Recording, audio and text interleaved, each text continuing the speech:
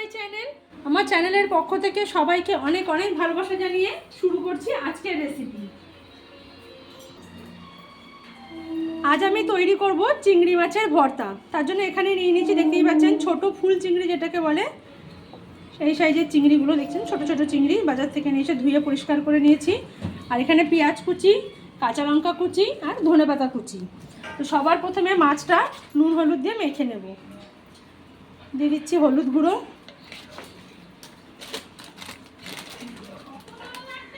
নুন স্বাদ অনুযায়ী, আর আমি দেবো সামান্য একটু লঙ্কার গুঁড়ো।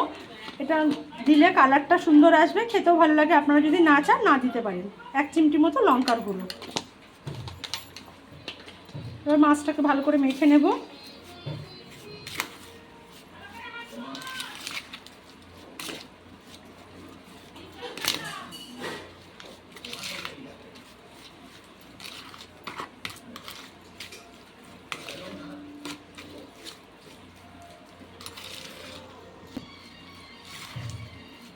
দেখুন মাছটা কিন্তু খুব সুন্দর করে মেখে নেওয়া হয়ে গেছে। এবার এটাকে ভেজে নেব। মাছটা ভাজার জন্য কড়াইতে দিয়ে দিচ্ছি সরষের তেল।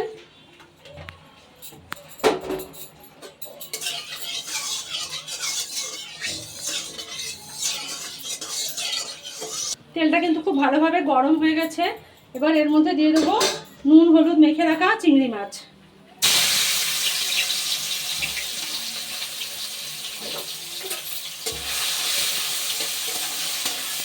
এবার চিংড়ি মাছটাকে একটু ভালো করে ভেজে নেব। এই সময় কিন্তু গ্যাসের আগুন কমাবেন না, কমালে কিন্তু জানবেন চিংড়ি মাছ থেকে অনেকটা জল বেরোয়। তাই একদম হাই হিটেই এটাকে ভেজে নেব।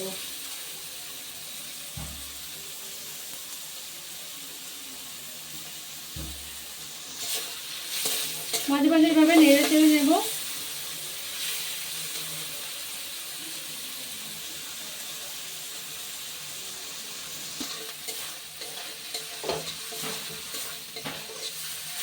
দেখুন এই দেখুন, এটা কিন্তু গ্যাসের আগুনটা যেহেতু ফুল করা আছে একদম হাই হিটে, অতটা কিন্তু এখান থেকে জল ছাড়েনি, নাহলে কিন্তু চিংড়ি মাছ কিন্তু তেলের মধ্যে দিলেই জল বেরোতে থাকে।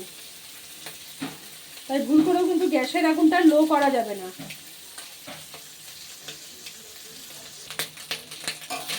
দেখুন মাছটা কিন্তু আমার ভাজা হয়ে গেছে। এই দেখুন মাছ থেকে তেল বেরিয়ে আসছে। মাছে কিন্তু কোনো জল ভাব নেই, এই যে একদম মাছ থেকে তেলের মতো তেল বেরিয়ে আসছে, পুরো তেলটাই ছেড়ে দিয়েছে। এবার হয়ে গেছে, তুলে নেবো। এর থেকে বেশি ভাজা করলে কিন্তু মাছটা রাবাটের মতন শক্ত হয়ে যাবে, খেতে ভালো লাগবে না। এবার এটাকে তুলে নেব। এবার এগুলোকে সব থালার মধ্যে নিয়ে নেব।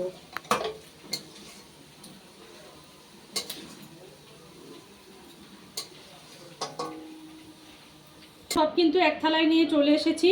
এবার এই কুচনো লঙ্কার মধ্যে দিয়ে দেবো অল্প একটু লবণ। আগে কিন্তু মাছে নুন মাখানো আছে, সেই পরিমাণটা আন্দাজেই দিতে হবে। লঙ্কাটা কিন্তু নুন দিয়ে খুব ভালোভাবে এইভাবে রগড়ে নেব।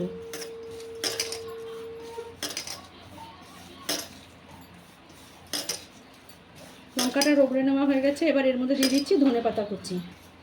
এবার লঙ্কার সাথে এই ধনেপাতাটাও ভালোভাবে রগড়ে নেব। এবার পেঁয়াজ, এগুলো কিন্তু যদি হাত দিয়ে এভাবে আগে লবণের সাথে না চটকে বা রগড়ে না নিই, তাহলে কিন্তু টেস্ট লাগবে না খেতে। এভাবে একটু নুন দিয়ে এগুলোকে রগড়ে রগড়ে ডলে নিলে এই চিংড়ি মাছ মাখার টেস্টটাই কিন্তু আলাদা হয়ে যাবে।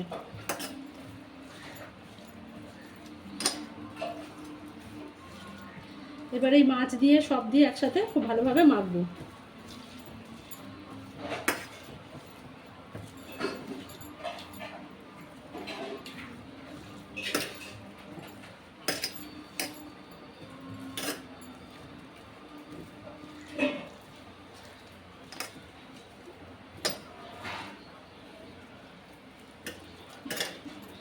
এই চিংড়ি মাছ মাখা দিয়ে কিন্তু এক থালা গরম ভাত নিমিষেই শেষ হয়ে যাবে।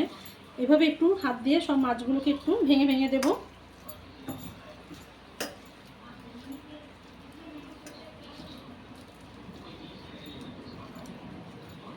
দেখুন এইভাবে একটু রগড়ে রগড়ে নেব মাছগুলোকেও, তাহলে কিন্তু টেস্টটা খুব ভালো লাগবে।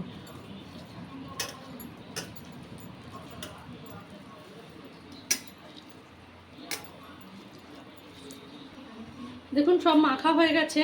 এবার এর মধ্যে দিয়ে দেবো সবশেষে একটু কাঁচা সর্ষের তেল। মাছ তেল দিয়ে ভালো করে ভাজা, তবু কাঁচা তেলের কিন্তু গন্ধটাই আলাদা। তাই উপর থেকে দিয়ে দিচ্ছি আরও একটু কাঁচা সর্ষের তেল।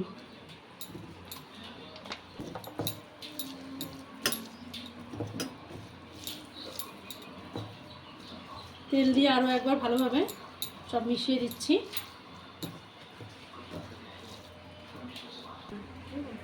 তৈরি হয়ে গেছে আমার চিংড়ি মাছের ভর্তা বা চিংড়ি মাছ মাখা।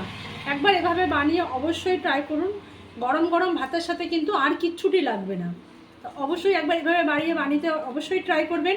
আর প্লিজ চ্যানেলটা সাবস্ক্রাইব করুন, লাইক শেয়ার কমেন্ট করে পাশে থাকুন। সকলকে অনেক ধন্যবাদ।